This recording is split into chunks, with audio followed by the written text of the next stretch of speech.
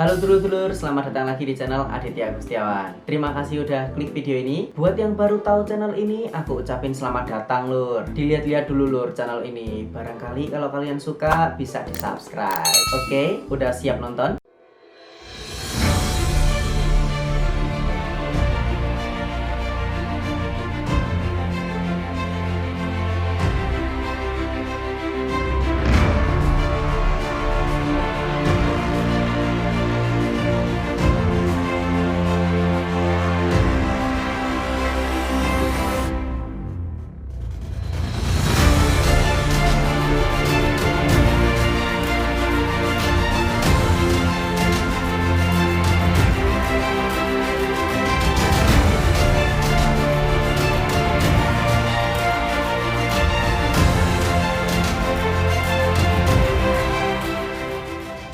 Lur, ngerasa nggak kalau belakangan ini tuh hujan mulu, rutin banget hujannya, mana lama banget, terutama pas hari Sabtu kemarin tuh. Aku dikabarin sama orang rumah dan dulur-dulurku yang tergabung di grup WA Aditya Agustiawan YouTube ngabarin kalau Sabtu kemarin tuh hujannya dari jam 12 siang sampai jam 8 malaman lah kalau nggak salah. Terus di Tuban juga katanya lagi ada angin kenceng lur. Apa gak malah bikin serem tuh? Udah corona masih merajalela, ada banyak prediksi seputar bencana alam. Ini lagi cuaca lagi ekstrim. Tapi apa sih yang terjadi sebenarnya? Ada yang salahkah? Atau alam mulai enggan bersahabat dengan kita? Mari kita coba bertanya pada rumput yang bergoyang. Canda deng. Sebenarnya lur, di wilayah Indonesia ini lagi dilanda fenomena La Niña. Tulisannya sih La Nina, tapi bacanya La Niña lur. Ben ketok ya oh ngono ngomongnya bener. Tapi anaknya sopo sih La Niña iku?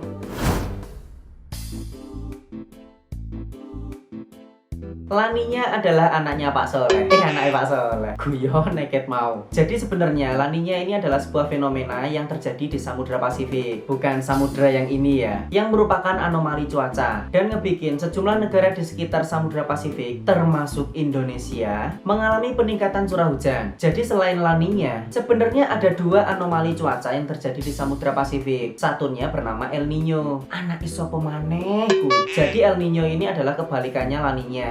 Kalau La Niña ini adalah fenomena pendinginan yang menyebabkan adanya peningkatan curah hujan. Nah, kalau El Niño ini tuh fenomena pemanasan atau kemarau panjang yang disebabkan adanya pemanasan di Pasifik tropis bagian tengah dan timur. Nah, serem kan kalau udah kejadian El Niño lur, bisa kemarau panjang. Pikiranku tuh langsung ke tanda-tanda kemunculan Dajjal. Ada kemarau panjang sampai 3 tahun. Tapi kita lupakan dulu El Niño ya lur. Gak ngerti anak sopo kuyon. Bahasnya La Niña aja ya. La Niña ini adalah anomali sistem global yang cukup sering terjadi, yang kisaran kejadiannya itu antara 2-7 tahun. Nah, La Niña ini terjadi kalau Samudra Pasifik dan atmosfer di sana berubah dari keadaan netral atau normal pada masa periode 2 bulan atau lebih. Terus dampaknya apa sih mas? Dampak utama fenomena La Niña terhadap Indonesia pastinya adalah peningkatan curah hujan. Tapi di Indonesia ini kan bentukan alamnya beda-beda tuh. Jadi nggak semua daerah di Indonesia itu bakalan kena dampak dari La Niña ini lur. Tapi buat ngantisipasi bencana hidrometeorologis yang ditimbulin oleh fenomena ini kayak banjir dan longsor, pemerintah dan masyarakat dihimbau buat melakukan pengelolaan tata air dari hulu hingga ke hilir. Sebenarnya PR banget nih buat Jakarta. Tuban masih oke lah, tapi butuh diperhatikan daerah-daerah yang di dekat bantaran sungai dan yang ada bendungannya. Jadi begitu lur soal La Niña. Udah cukup paham belum?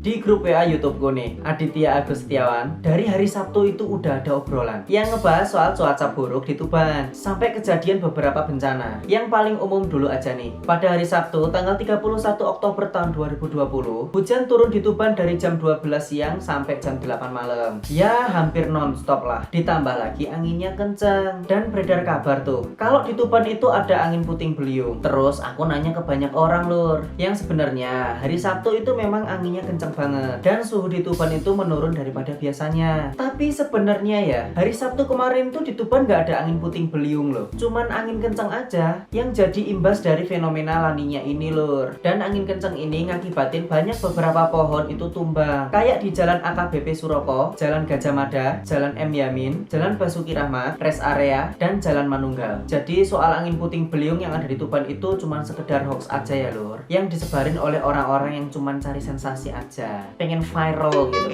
Ada kabar yang lebih mengejutkan lagi nih. Papan baliho yang ada di Simpang Beji Jenuh itu roboh lur. Itu loh, simpang yang kalau kalian mau ke Pantai Remen, yang mau ke rumahku juga, dan salah satu dulur Tuban yang namanya Mas Dias. Jadi saksi peristiwa robohnya papan baliho yang ada di Simpang Beji, Kecamatan Jenuh lur. Jadi katanya papan baliho ini robohnya sekitar jam 3 sore lur. Kalau kata Mas Dias di grup, selamat tega nibani wong mas.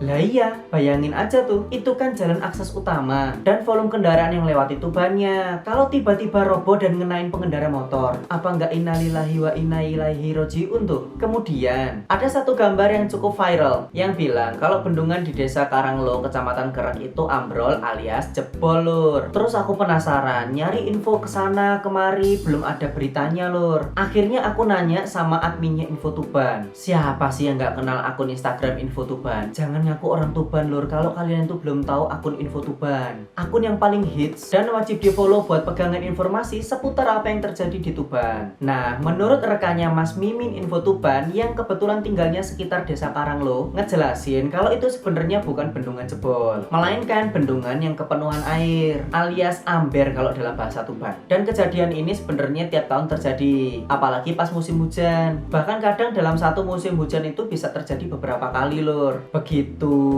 Jadi biar nggak panik, sebabnya ini kenapa sih? Soalnya banyak ya lur, orang-orang itu yang nyebarin hoax buat nyari sensasi doang, yang ujungnya itu bikin orang-orang itu pada panik. Oke, terus ada lagi kabar. Kali ini kabarnya menyedihkan lur. Ojo guyon sene bahas iki. Lagi-lagi hari Sabtu kemarin, di penghujung Oktober, ada seorang balita bernama Farhan usia 4 tahun tenggelam di Sungai Kali Tengah, Desa Compreng, Kecamatan Widang. Kronologi kejadiannya, menurut Kapolsek Widang, AKP Toto Ijanarko mengungkapkan kalau Farhan ini lagi main hujan-hujanan lur. Ya kayak pas masa kecil kita dulu gitu. Dan dia main ke jembatan kecil di Sungai Kali Tengah, sekitar 20 meter dari rumah kakeknya. Korban ini diduga kepleset dan jatuh ke aliran sungai yang kebetulan pas itu lagi deres-deresnya lur. Soalnya hujan lebat dan angin kenceng, dan ngebikin korban itu terseret 100 meter dari tempat ia jatuh. Dan korban ini ditemukan oleh pamannya, inisial BU, usia 38 tahun di seputaran sungai. Yang pas itu pamannya ya emang lagi nyari-nyari si korban ini lur. Pas udah ditemuin, korban langsung dibawa ke puskesmas Desa Plumpang. Namun korban sudah meninggal dunia. Saya secara pribadi turut berduka cita. Semoga Dek Farhan bahagia di sana. Insya Allah tempatnya surga. Amin.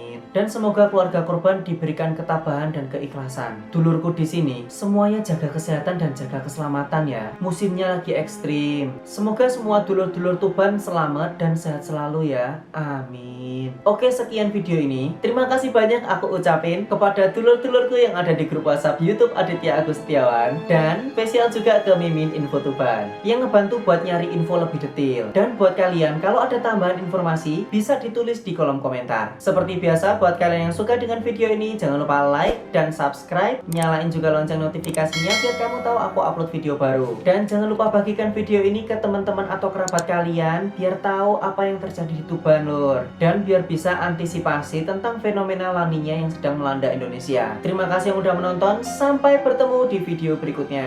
Bye bye lur.